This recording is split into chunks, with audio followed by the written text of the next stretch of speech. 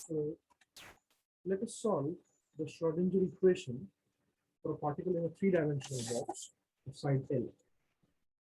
So this is the box drawn, let us say, and the box is of side L, let us say. So this side is of L, this side is of L, and this side is of L. It's a cubical box. So the Schrodinger equation can be written in this form. We know it. This is the time independent Schrodinger equation. All the three coordinates are there, x, y, and z. V is the potential of the particle inside the box. Now, for a free particle we discussed in a one-dimensional box, the potential energy can be taken as 0. So V can be put equal to 0, and we have this equation.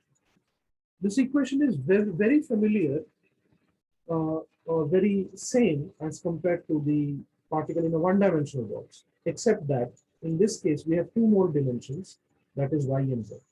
If you remember that for a particle in a one-dimensional box, it was only this term that was there, the first one.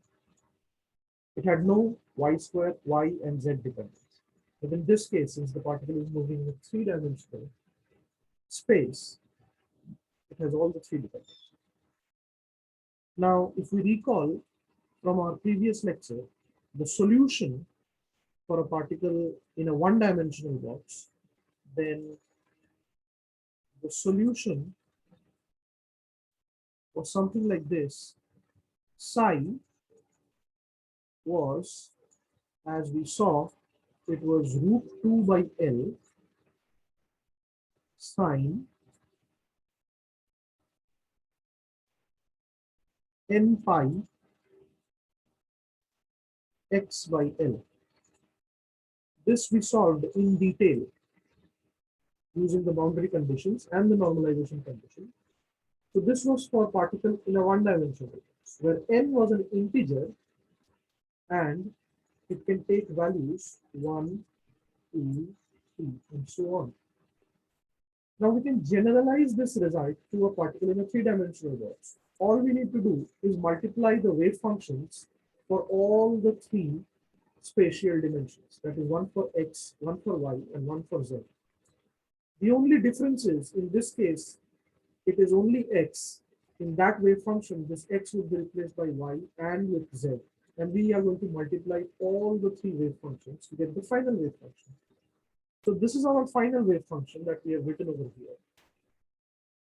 So this is our final wave function. You can see root 2 by L multiplied with itself 3 times. It gives me this. So sine nx, a suffix x, pi x by L, sine, same. The form remains the same. Only difference is x becomes y and it becomes z. And these three integers, previously it was just n. Now since there are three dimensions, I have written the three integers for each dimension. So nx is for the x dimension, ny is the integer corresponding to the y dimension, and nz is the integer corresponding to the z dimension.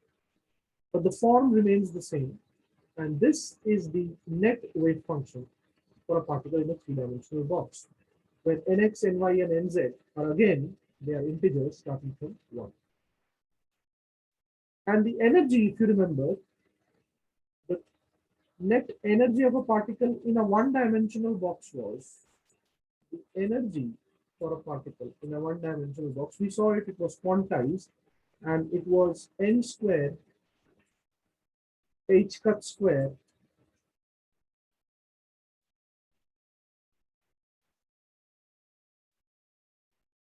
by 2nl square, n square pi square h cut square by 2nl square. N square h cut square pi square by 2nl square. If you remember, this was the energy formula for a particle in a one-dimensional box. The only replacement is now n square would be a combination of all the three integers nx, ny, and nz. Everything else is a constant. So you can see h cut square pi square by 2nl square is a constant. I can take it out. And in the brackets, instead of m square, I have the summation of the squares of these three integers, that is nx square plus ny square plus nz square. So this is the total energy of a particle in a three-dimensional box. All we did is we generalized the result from a particle in a one-dimensional box to a three-dimensional box, where the wave function is a product of all the three wave functions, one for x, one for y, and one for z. And the total energy is the summation of the energy for all the three dimensions. If you look at this, this is the energy for the x dimension. This is the energy for the y dimension. And this is the energy for the z dimension. So we have added all the energies and got the total. So this is the solution for the Schrodinger wave equation for a free particle inside a three-dimensional box. Now let's understand the concept of degeneracy. What is degeneracy? I have written down the wave function again. So this is the wave function written. This is the wave function. And the total energy is also written. Now what do I understand by degeneracy is that if a certain energy level can have more than one states, then that energy level is said to be degenerate. In other words, if I have more than one states, the states can be different. And please remember, the states are defined by, a particular state is defined by the wave function of the particle. So a state is determined by the wave function as it is mentioned in the postulates of quantum mechanics, that a state of a particle is represented by psi. So this represents the state. So degeneracy again is, what I mean by degeneracy is, if different states have the same energy, then that energy level is said to be degenerate. In other words, if we have a particular energy level which can have more than one state, then that energy level is said to be degenerate. And if a particular energy level can have only one state,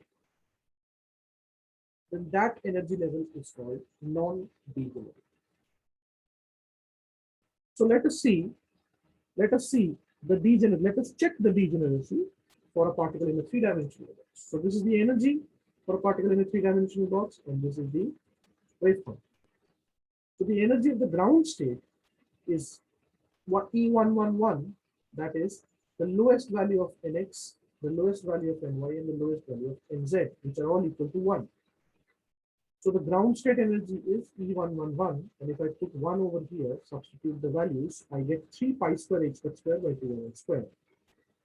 And if I put 1 over here in the state, and let us check the state, putting 1 over here for Ny, and 1 over here for Nz, we get sine pi x by L, sine pi y by L, and sine pi z by L. And this, there is only one possible psi for this case. So this psi is unique. E111 has a unique psi, which is 2 by L to the power 3 by 2, sine pi x by L, sine pi y by L, sine pi z by L, because Nx, Ny, and Nz are all 1. And this is a unique psi. So for the ground state energy, there can only be one state. So that means that the ground state is non-degenerate. So there is only one possible psi. So the ground state is non-degenerate. There can only be one unique wave function or state. Let us check the next one, the first excited state. The first excited state would be the next energy value, which is higher than the ground state, which I can do if I increment Nx by 1. That is, now Nx becomes 2, and I keep Ny and Nz same as 1. So this becomes 2, this becomes 1, and this is 1. So 2 squared, this is 4 plus 1 plus 1, it becomes 6. So now check this one, 211, E211. So Nx is 2, Ny is 1, and Nz is 1. So this is basically the energy becomes 6 pi square h square by 2n square. This becomes 6, the number in the brackets. Now what is 211? If I substitute nx equal to 2 over here, you can see it is sine 2 pi x by L, sine pi y by L because ny is 1, and sine pi z by L, which because nz is 1. This is one wave function. 2 pi x by L, pi y by L, and pi z by L. Sine 2 pi x by L, sine pi y by L, and sine pi z by L. This is one wave function for 2, 1, 1. That is nx2, ny1, and nz1. And its energy is this. But similarly, if I do not increment nx and nz, instead I increment ny. So I get a 1, 2, 1. That is nx and nz remain the same, and ny is incremented by 1. Still, the energy level is same. The energy value is same. This will remain as 6. But let's see what happens to the wave function. In this case, the wave function is sine pi x by L. Previously, it was 2 pi x by L for this case. Now, for this case, it becomes pi x by L sine 2 pi y by L. Previously, it was pi y by L. Now, it becomes 2 pi y by L because ny is 2. And this is sine pi z by L. This is surely a different wave function than the previous case. So, these two wave functions, different wave functions, have the same energy this way. Next, I can keep ny and nx same, that is 1, and I can increment nz. Again, this value will be 6. But let us see the wave function. Now it is pi x by L, sine pi x by L, because nx is 1, the last one. Sine pi y by L, because ny is 1. But this becomes sine 2 pi z by L. Now this whole wave function is still different from the previous two. So all the three wave functions are different wave functions which represents different states, but they all have the same energy, which is 6 pi square h square square, which means that the first excited state is threefold degenerate. There are three different psis corresponding to the same energy value. So the energy value is same, but the states are different. There are three different psi. One for 211, the psi is 1. One for 121, psi is a different one. And one for 112, again psi is a different one. So all the three psis are different, but their energies are same. So there are three different wave functions or three different states, all corresponding to the same energy, 6 pi square h square. So it is said that the first excited state is threefold degenerate. Similarly, we can work out for the next excited states also.